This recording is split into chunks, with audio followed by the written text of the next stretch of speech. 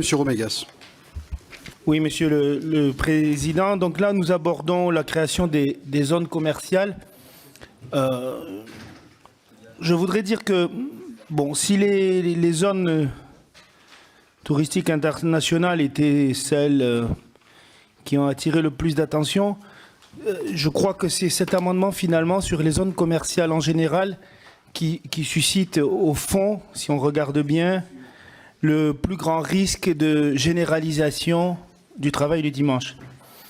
Il y a un double problème. Le problème, c'est que ces zones commerciales viennent remplacer les fameuses puces qui, elles, étaient limitées à 4 zones en France, puisqu'il s'agissait des agglomérations de plus d'1 million d'habitants, alors que là, avec ces zones commerciales, on institue la possibilité pour les maires, sur demande des maires, et après, bien sûr, validation par les préfets, mais en tout cas sur demande des maires, la possibilité de généraliser ces zones commerciales de façon très large, puisque le seul critère, c'est la zone, comment dire, la puissance commerciale elle-même, l'importance commerciale, le taux de fréquentation.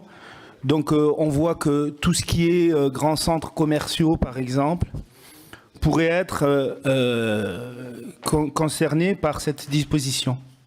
Donc ça, c'est la première chose, c'est le premier point.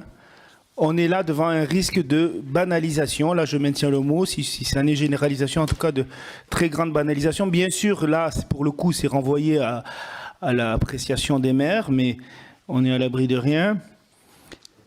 Et puis le deuxième point, c'est qu'effectivement, pour le coup, si sur les autres zones, on a plutôt, enfin en tout cas sur les zones touristiques, on avait une petite chance qui était donnée à des accords, donc à des compensations.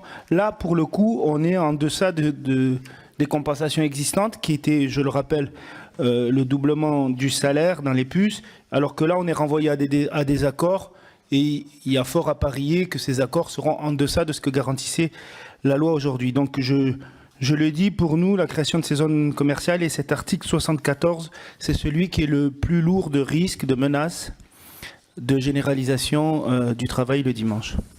Donc c'est pour ça que nous proposons cette suppression. Monsieur